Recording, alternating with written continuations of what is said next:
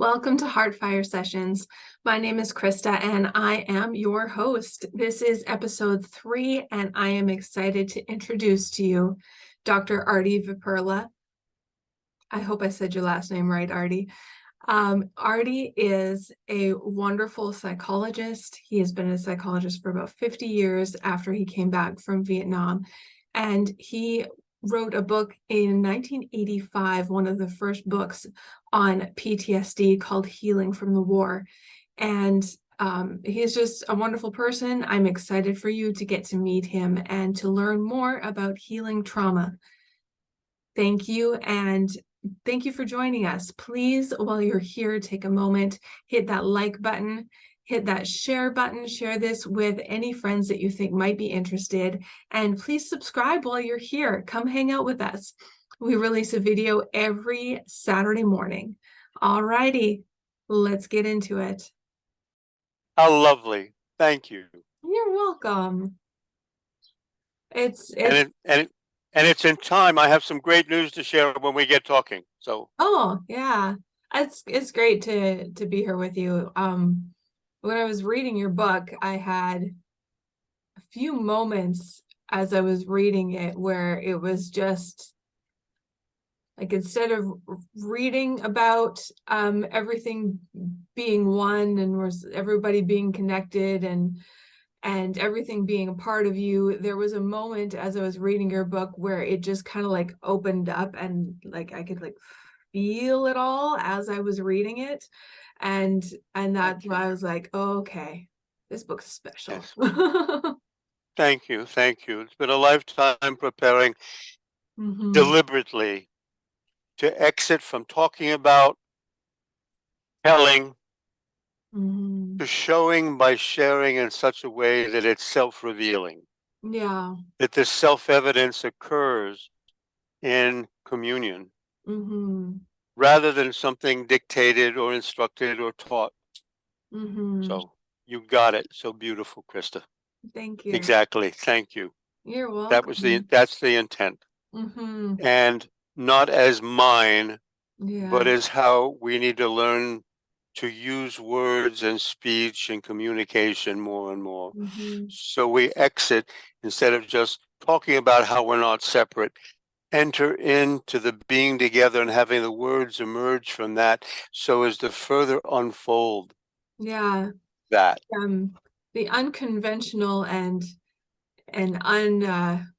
well, most people would say ungrammatically correct way that you used words in your book, just it just really helped it to unfold that Thank meaning. you. Yeah. Thank you.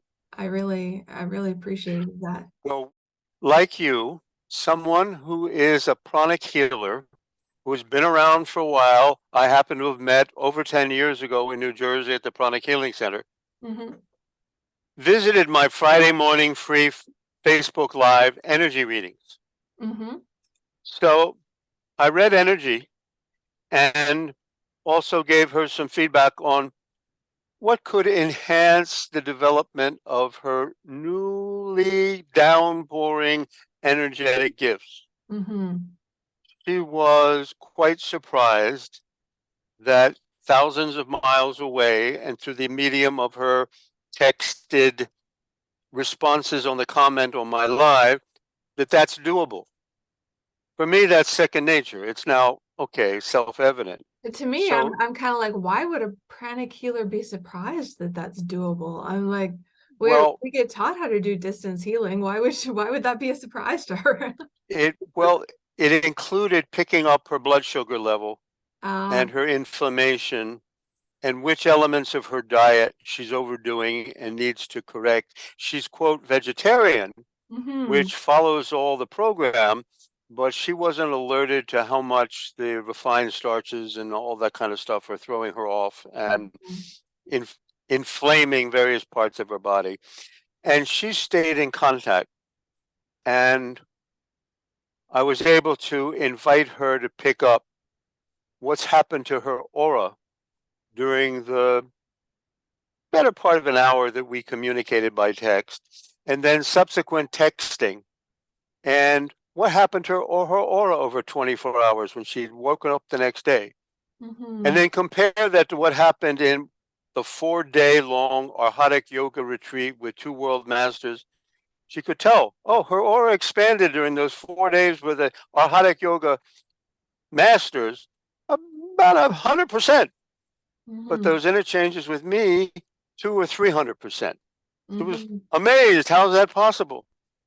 Well, it's this energy, the harmonizing energy that is a new revelation. You can check what's at what level of realization all of this was founded by a vast soul who was wonderful and all that, and is still with us and is with me daily. And what's possible standing on the shoulders. And after 2012, which various sources have talked about, is a new shift in Earth energy. It was on my 67th birthday in 2012 that this revelation came. Oh, so wow, I didn't know it was that year. It's not mine. This is, I mean, it's given to me to pass on. But this is the revelation of our time. That it is possible for people who are ready and willing to develop the energies of what were monopolized by rare adepts through thousands of years. This is now available. People who are willing, within months, they will have an astral aura that's out to the sun. Planetary beings. So my news was, here's a pranic healer who says, wow, that's possible? That's amazing. And it turns out we've known each other in past lives. So it's a quite wonderful connection. It's very, very beautiful, deeply loving. And she's gonna help share this.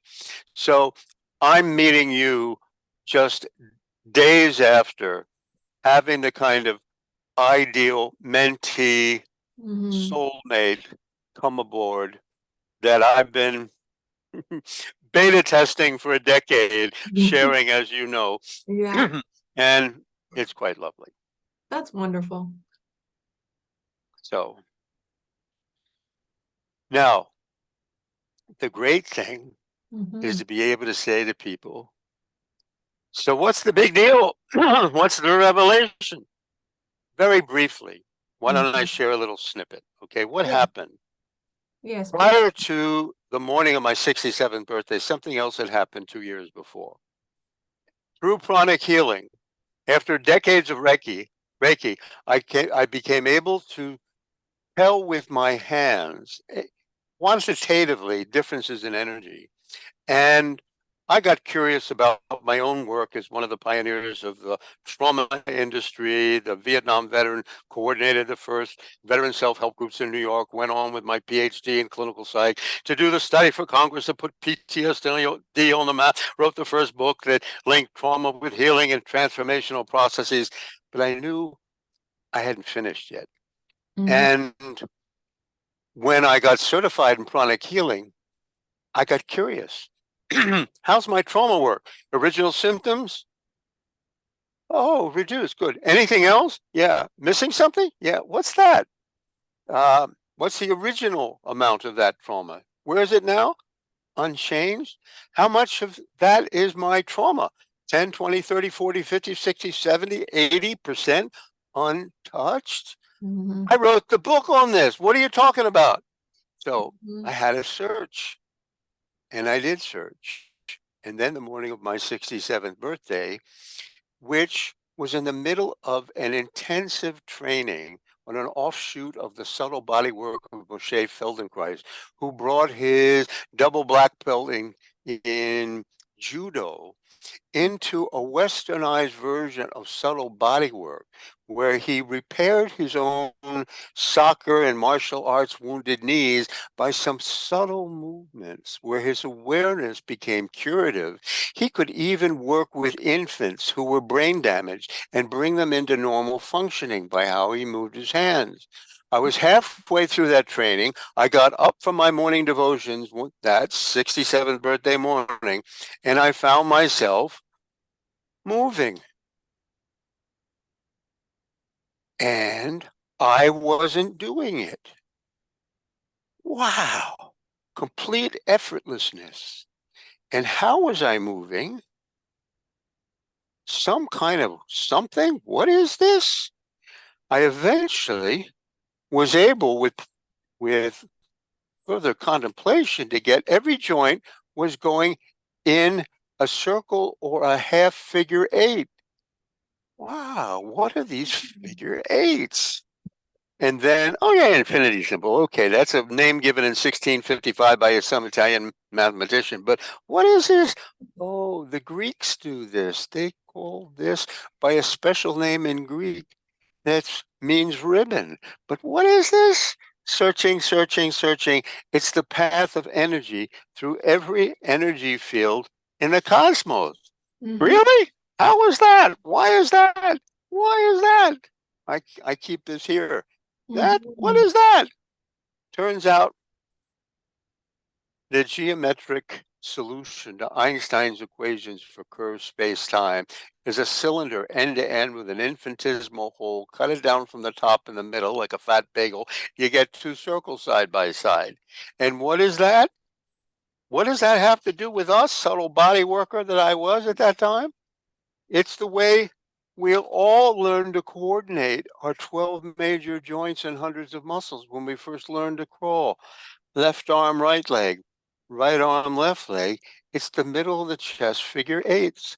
Oh, so we are built in a way that's already in synchrony with the way energy makes a path through every energy field, quantum to cosmos. And we get back in touch with that, our energy grows exponentially. But why do we need to get back in touch with it? A lot of inquiry. I just go, well, we all stiffen soon after birth. What is that? Why is that? We do what I call shrivel. We're greeted by a message. We'll love you, but get this straight. You're here to fit in, okay? We don't know anything about this divine, cosmic, uniquely invaluable heavenly messenger shit. That may be where you, before you were born and after you dying, maybe we were in church or synagogue or something else. But no, you're here to fit in. So we deal by shrinking. And I corroborate that by, even with you, your stature, you've seen me do this, your stature at birth, your mother's ability to embrace that stature. Here, your father's ability to embrace that stature. Did you shrivel? Your stature at birth? Your stature at your first year? For sure. Are you alone? Absolutely not. Yeah. I have not found any exception to this except the Dalai Lama and even Krishnamurti, stature at birth. He had to get it back in the 5th, 6th, 7th decade of his life, and so on. Thich Nhat Hanh's original stature, first year of life, had to get it back through years and years of multi-hours a day meditating. So this is a shortcut. How come? Because these moves also serve like the only mode of communication that really goes all the way in, down, and through to you who originally shriveled all those moments. It's an inner hug of hugs. All the work on beliefs, emotions, behaviors, the talk at, the correct, the fix, skim the surface. You need something that goes all the way in, down, and through, that you, emerging as your ideal inner caregiver, bring to bear in your inner family. So that's a short summary of what you read in my book and you've gotten the energy from and you've picked up and you've told me about your harmonizing. So there you got a snippet, Krista. Wonderful. Great. So what was I going to ask? I'd like to hear some stories of some people that you've helped out with this and what difference it's made in their lives as other people start practicing too. Well, let me start with the end. Okay. Where this has come is that this energy is the energy of what has been called in the Hindu tradition darshan. It's the immediate communication of ultimate reality that doesn't need words or any kind of action and can enhance immeasurably. Can that be validated? I could ask you, Krista, where was your aura before we began this call? Where is it now, and how much has it increased? Take as a baseline where it was when we began and see where it is now. A little more than doubled. So, if not more. Yeah, it was about there, and now I can't get my hands together. So we're 15 minutes. Okay. I haven't done anything to you. I haven't told you to do anything. But you are sensitive, receptive, and open. Already have a relationship with me, so you're accessible. And this has gotten communicated. How much did you do this? How much is this coming through our being together with me? As best as I can tell. This is the gift. What every single one of us wants to do is have the kind of impact that is in keeping with our ultimate nature. We're all divine, cosmic, uniquely heavenly messengers here to bring peace, love, injustice, and joy to this plane. This happens more and more naturally through practicing harmonizing. You radiate it without having to do anything. So that's to begin with the end, as you know I like to do. Yeah. I follow the Bible's example. Begin with the end. Begin it, the free translation of that first verse in the Bible. Begin every moment creating anew the spiritual blessing of heaven on earth. The standard translation, in the beginning, God created heaven and earth, but those same Hebrew letters are interpretable as second person present indicative, you, and it's a meditative instruction. And where this ends up on the seventh day, instead of what God did to finish, and he created the Sabbath and blessed and made holy, you complete all creating by effortlessly blessing and making holy. Oh, I love those are interpretation. I love it. Those are the bookends of Genesis 1. That's our destiny. So this makes so much more spiritual sense than the current Christian interpretation. Well, you know, that comes through Rome and Nicaea and lots of other, the church monopoly, but that's who Jesus was and who he said, the way the Father is through me means you come to be Christ-like. You know, not to be worshipped, but to begin every moment creating the spirit of heaven on earth and complete all creating, effortlessly blessing and making holy. Okay, and the 7 steps in between I could tease out, but that gives you the beginning and the end as a reference point. So I could tell you about one of the most striking examples, a woman who saw my sharing in a community on Facebook. And I was sharing something about the heart. What's so important about having the heart move? Oh, yeah, it's Hallmark cards. It's love. Okay, great. Right. So is there some kind of more formal, gripping, self-evidently universal principle involved in the heart? Well, I quoted the fact that the heart in Hebrew is LV, which in Gematria, where the letters also have numerical meanings, the heart is 32. 32 is the number of, and I'm talking to this number maven here, the number of nerves that come off the spine. 32 is half the cordons of DNA. 32 is the 5th power of 2, 2, 4, 8, 16, 32. There are 5 levels in Kabbalah down from the ultimate down to our plane. So you get with a heart. And I mentioned this, and this woman was taken because she knew 32. She had designated her home in a very Orthodox Jewish community, 32 Truman Avenue.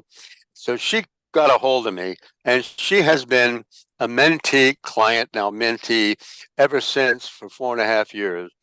Got herself out of a highly abusive marriage in a patriarchal structure that had no room for the kind of woman who her husband said on their arranged marriage when she was 18. She hadn't met him before. You're too smart and too advanced. And he was that demeaning ever since, through 8 kids. He now has 13 grandchildren at age 49. But she got a hold of me. I've been in almost daily touch ever since. She not only got out of that marriage, she stood up to 2 abusive divorces where he tried to make the case that she was an unfit mother. When she finally deposed all his partners in schema, he realized he couldn't have all his undercover dealings revealed, so he settled. She's emerged, starting her own business, has a house, learned how to drive, has the car, and she's emerging, and she's ready to teach her own version of what she's gotten in peak parenting. And that's the most stunning example of someone ready, willing, and able to ride this energy into the fulfillment of her destiny. So I could tell you more about the gift that's been of working with her and translating more of the esoteric meaning of this practice in terms that speak to her in the words of the Hebrew Bible. How much of what this practice does is anticipated there, not the least in the 6th day of Genesis, where traditional translation, let us create man in his image, man and woman created he them. That's Hebrew Tselem Elohim, spark of the divine. How the spark of the divine becomes realized as concrete experience in this practice. Not as a frame that you tell yourself, not as something you have to accord yourself with, but rather what you peel open experientially to have become self-revealing.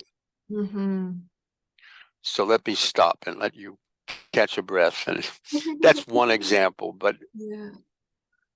I think that's what I had a moment of when I was reading your book, which led me to write my review of it, in which I said, you know what? I think this book is scripture. Yeah. Well, that's a tribute to how receptive, open, and deeply insightful you are, Krista. Oh, thank you. So, and in our initial talk, you said something about how you got that the words and the unusual way I use words was for you reveal something that was immediate. All the talk about we are one and we are together and we're here to bring heaven on earth, but there was something that happened that was immediate, or I call it concrete and direct. And the way of using words that I've written in the book accords with a famous, or not too widely known in New Age communities, gloss on the quantum revolution that has not yet been embraced widely. After those 2 great discoveries of 1900, 1905, Einstein, all his energy, Planck, energy is action, and unfolds like whole numbers, 1, 2, 3, 4. Whitehead in 1929 wrote a new philosophy, process and reality. And the most telling quip in that whole book was, there are no things, only events. People go, what do you mean there are no things? Anything we think of as a thing is a concretized, fixed reality. Mentally, or we think of it as it exists externally as some fixed thing. It's not only all dynamic, but we can't use words as if we can map everything with nouns and have that be reliable. or as Buckminster Fuller later quipped, God is a verb. I seem to be a verb. And my further extension of that teaching is, well, we don't want to use the noun verb to say what's going on here. We want to say God is Godding, or God is always God's. I am amming, and you are youing you. And so, yes, it's an uncomfortable, you can't wrap your head about it and pin it down and get it conceptualized in traditional ways of thinking in a representational thought way where you have the map. What's the A thing that does B thing to some C result? It's not sequential like that. It's all self-co-creating, the way the universe comes. From where? From herself. By what means? Out of herself. With what result? Into more of herself. She comes out of, by means, into more of herself. She's always self-co-creating, and so are we, and so is every cell in us also expressions of our self-co-creating in, as, and through each bit. Now, you can't follow that by making a map. You can only follow that by entering into the contemplation that is, so you begin to experience more and more that you are this, which is an ancient Hindu expression. You are that, whatever, or this. How is that? Because you are ultimately. It's not something you can arrive at mentally. It's something you have to feel and experience. Feel with the sixth sense. What Aristotle says, the way we know sugar is both white and sweet is that sight and taste both refer to some inclusive sense that includes them all. That's the encompassing sense that's capable of getting to the boundless timelessness that we are. Yeah, I know you get it. Your listeners might have an interesting time, but let me caution you. A lot of this is meditative talk. Yeah. So it may take going back over and listening to get accustomed to this. And then you may recognize, oh, this is like particular phrases in the Bible. I am that I am. They go back on themselves. Or outside of the Bible, Hermetic teachings, as above, so below. Whatever goes around comes around. And anything else? Endlessly.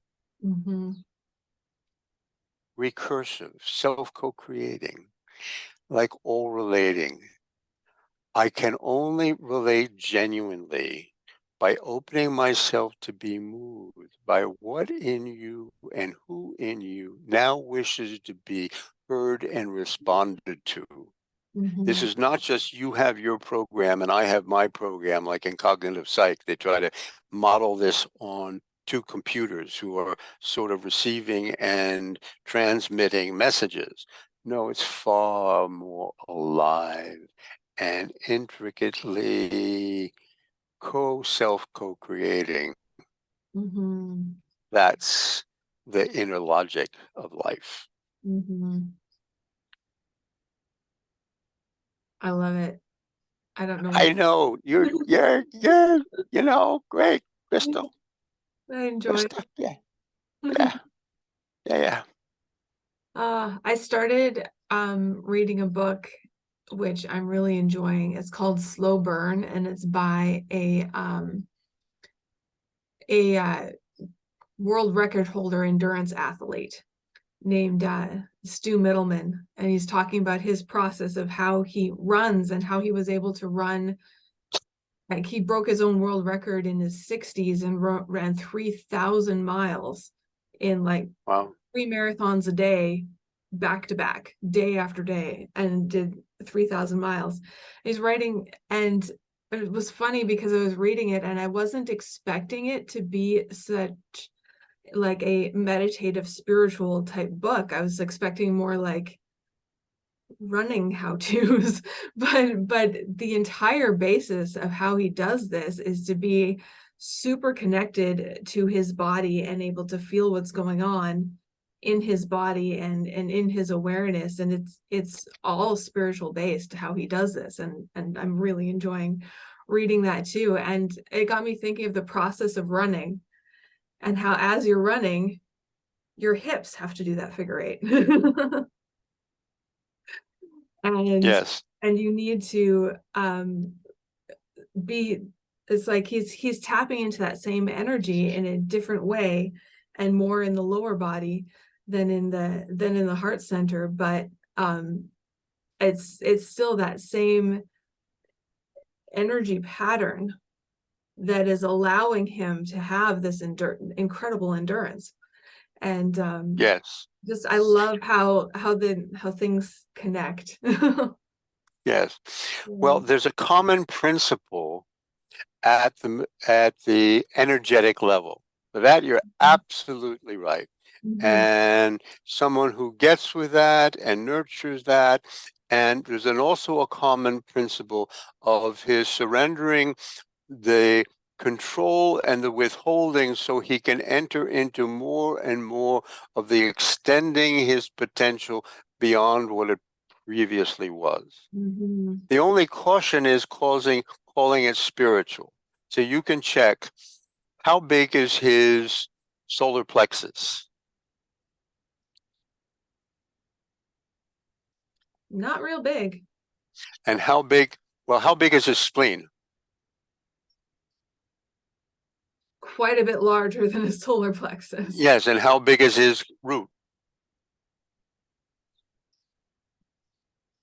Quite large. How big is his forehead? Smaller than I would have thought. How big is his crown? Very decent, actually. Quite large. That's interesting. Because, okay. Yeah. Okay, now I'm getting it. So my initial impression was that it was not spiritual. But yes, I get there's something spiritual, unarticulated. Yeah. It's like, it's funny because I'm reading the book and I'm like, he's not outright saying it, but I can like see the principles there. Yes.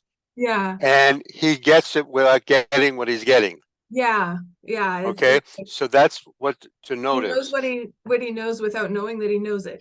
Yes. Okay. That's also true of some very creative people will have a large throat and a large crown, but they don't know what spirit is. They haven't uttered one word in their lives as praise of the ultimate mystery, but they've managed to open their crown because they open their throat so much.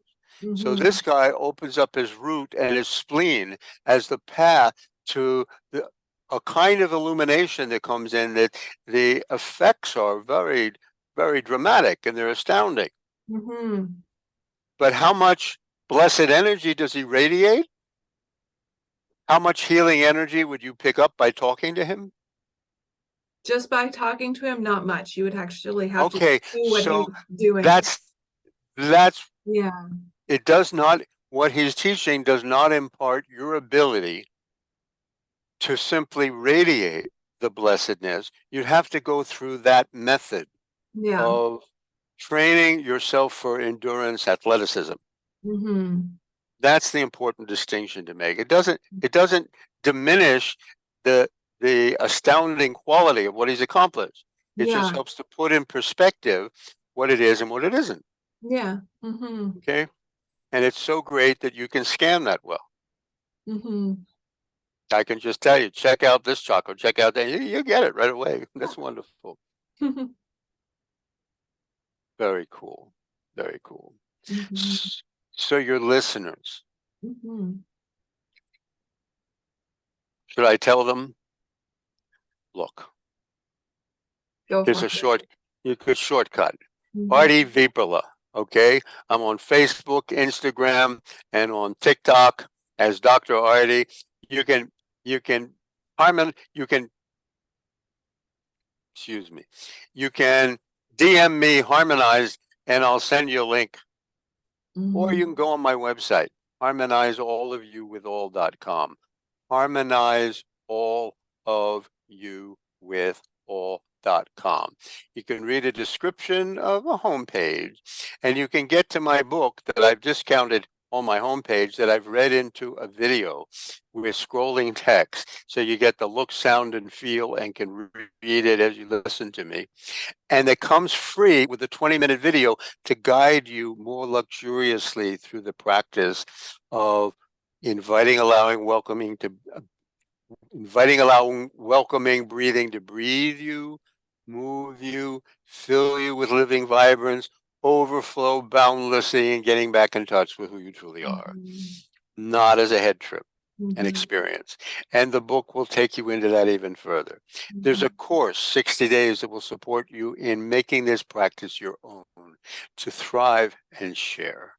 So that's all available on the website. It's a wonderful course. I've done it. I highly recommend it. Wonderful, Ron. There are 2 playlists on YouTube under my name, Artie Vipperla.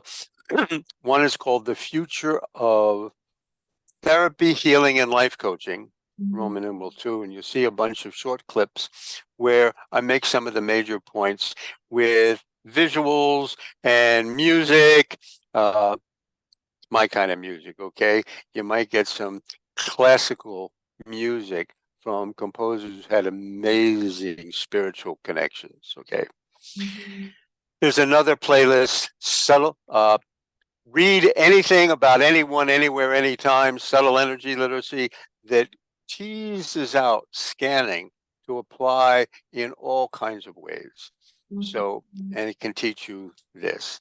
So that's what's available. And then Friday mornings on Facebook Live for the foreseeable future. This is the end of March 2023. I do free energy readings on my Facebook Live page at 10 a.m. Central Standard, which is now in March of 2023, Mountain Daylight Time, or GMT -6. You can come on, put a comment in the comments to the Facebook Live that you're there and what you want help with, a reading of, or whatever. And I share that as a public service. It began as my protest against, and I know Krista likes this, the way that the public has been scammed over the last few years by public service announcements that have made as if the best way to deal with a pandemic is to put on a mask, wash your hands, and keep your distance. That's not the best way to deal with any kind of disease. The best way to deal with any kind of disease, your great-grandmother knew. Clean up your diet, do healthful living, get rid of alcohol, cigarettes, sugar, processed foods, excess grains, get yourself super healthy. That makes your immunity go up. And if you need to, you're not in the sun and you don't eat eggs and other kinds, take extra vitamin D. I mean, hello? Yeah. So I'm originally from Canada. We'd have to take a lot of vitamin D in the winter in Canada. Yes. Yes. Yes. And get vitamin D gummies and pop them like candy in the winter. Optimal nutrition, Krista's. Blood sugar?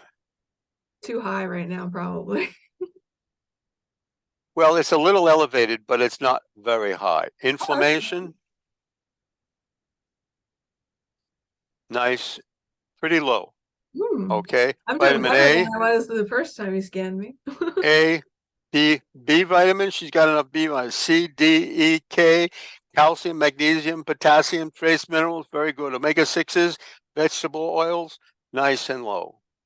So I added an omega-3 supplement after our last chat about that. Wonderful, wonderful. So that's the kind of reading that's possible on Friday mornings on my Facebook page, where I can give a quick, sizing up of whatever. So, So Krista, has gone down quite a bit. That's nice. I like it. Good. Okay. Well, one of the things to add is I can check with people, and I don't want to invade your privacy, so I'm not going to do this with you. How well you're feeling or following your guides in personal self-care? How much? How are you doing in your relationships? How much are you following your guides? How about your love life? How about leaving your legacy? How about finances? There could be any number of areas of your life to check. And when it seems that you're less than following them fully, you can always check how much is there something you know and are tuning out? How much is this something you don't yet know or aware of? What would be good for you to inquire into so as to become more in tune with that? And there are the standard programs, there's astrology and there's human design and gene keys and everything else that'll lay out the pattern from your birth or your configuration of your constitution. But there's a way of using subtle energy literacy to tune in more individually to you in this time, in this situation, facing this set of choices. That's the unique value of subtle energy literacy. They can tune into the uniqueness of moments and situations.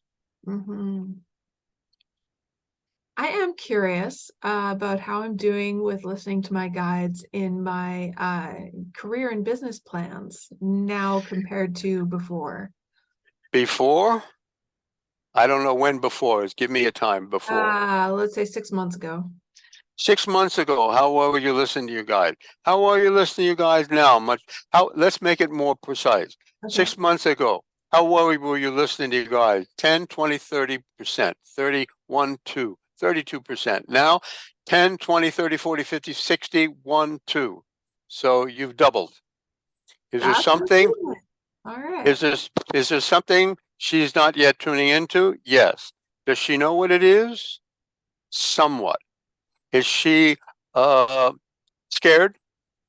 Are her little ones still deeply entrenched with, not me, I can't do that? Yes. Yeah, there's some of that, yeah. Is there some shriveling? Yes. Which it'd be very great if she had some guidance on how to bring harmonizing to her little one. Yes. First year of life? Yes. Second year of life? Yes. Third year of life? Fourth? Less. Fifth? Less. Sixth? Seventh? A lot. Eighth? Ninth? 10th? No. 11th? You can do all this yourself. You can check.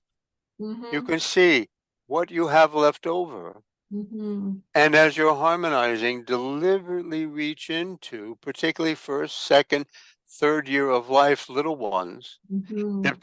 Translate, let me translate for your listeners. The word abstraction refers to a concept that is made about things to sort of grab them together as if they're one thing. So one of the common abstractions in self-development healing therapy is your inner child. Now, nobody ever found an inner child.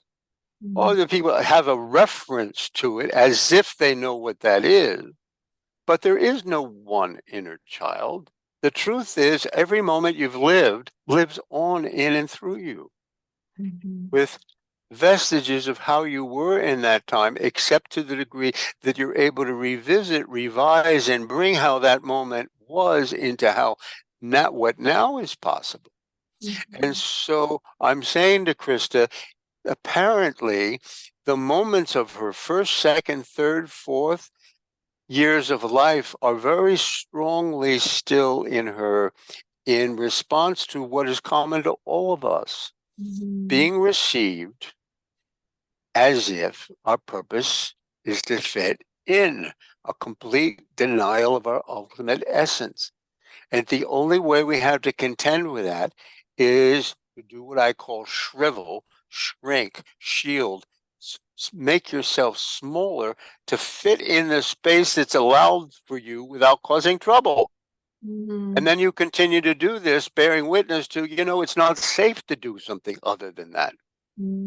So instead of revising the beliefs you have as if that's going to do the whole thing, you reach into the source, which is who in you has not yet been met, engaged with, to be listened to, heard, witnessed, communed with, and welcomed into a newly inviting, loving inner family with an ideal caregiver like you didn't have before, which is you emerging through harmonizing. That's who you truly are. Divine, cosmic, uniquely invaluable messenger that all your little ones also were, but were not acknowledged as, but now emerging can reach into and welcome them as. I love this practice because it's so deeply self-loving. There's no rejecting of any part of yourself in it. It's just bringing all of your love and your heart as you're moving your heart. Yes. And acknowledging that all your little ones have their reluctance, they're scared, they're protest for good reason. That's not just maladaptive, illogical thinking. No, that was entirely understandable, very adaptive way of reacting to what happened over and over and over. And you got the idea.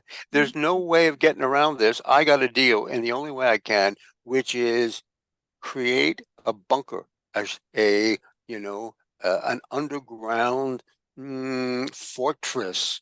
Yes, it closes me in, but it also closes that out. Okay. So love from you to you melts this. Yeah, I love that. I know you do. Yeah. It's so cool. I also enjoy like the process of changing beliefs and stuff like that, but I feel like it's a stepping stone.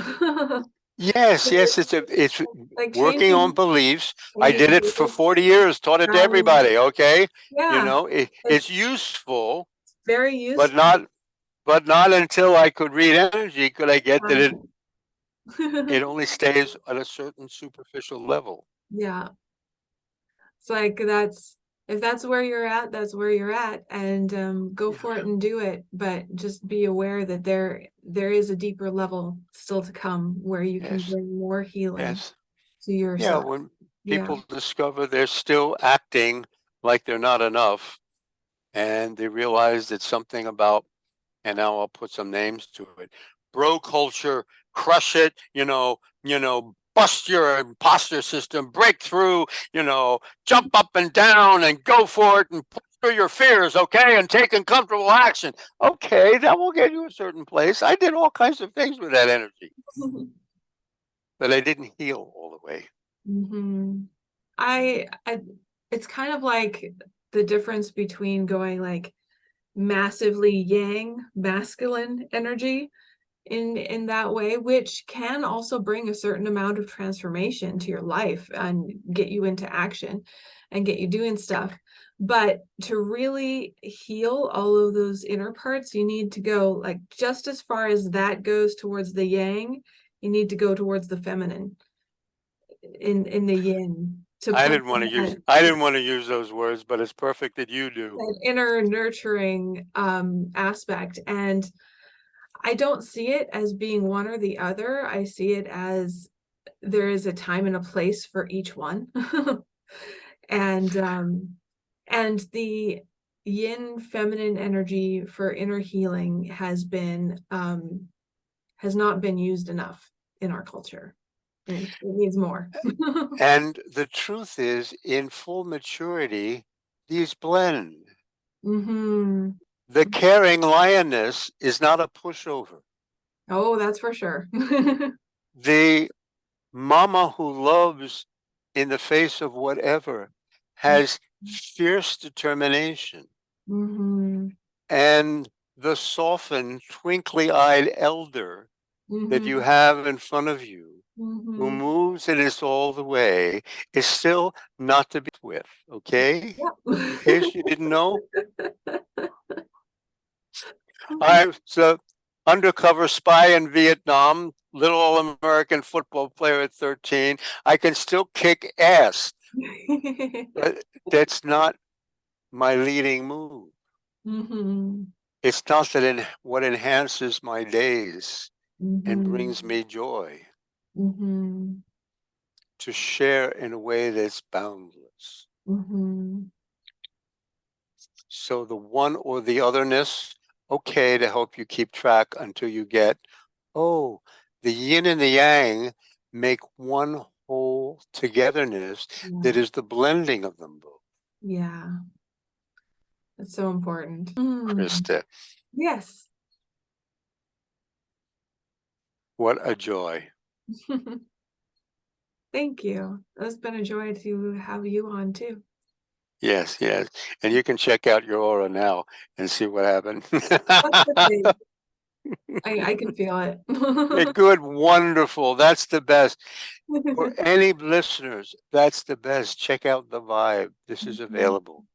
I don't own this. This is shareable for you in such a way that you become capable of sharing by the very way you get out of bed in the morning, or look at someone, or think of them, or send a text message. My new contact, Pranic Healing, who can scan, exclaimed with awe and wonder, oh, just texting, my heart is expanding. Yes. And it's always mutual. You know, I'm not doing this at people. No. This is intrinsically shared. It's also by embodying it yourself and radiating it out. Anyone who's receptive can pick it up. Yes. Yeah. Yes, yes, yes, yes. This has been wonderful. Thank you. For me too. You're not only welcome, but I thank you for the fun, the joy, the insightful aids at drawing out what I can only say when there is exquisite receptivity. It's like I know who I'm talking to by what's coming out of my mouth. I don't have riffs that I simply recite by rote. I speak in a spontaneous co-creation with the energy of who's with me. So I can tell who you are and how you have been with me through what we've co-created here. It's very beautiful. And to you, dear love. I know we'll be in touch one way or another. We will.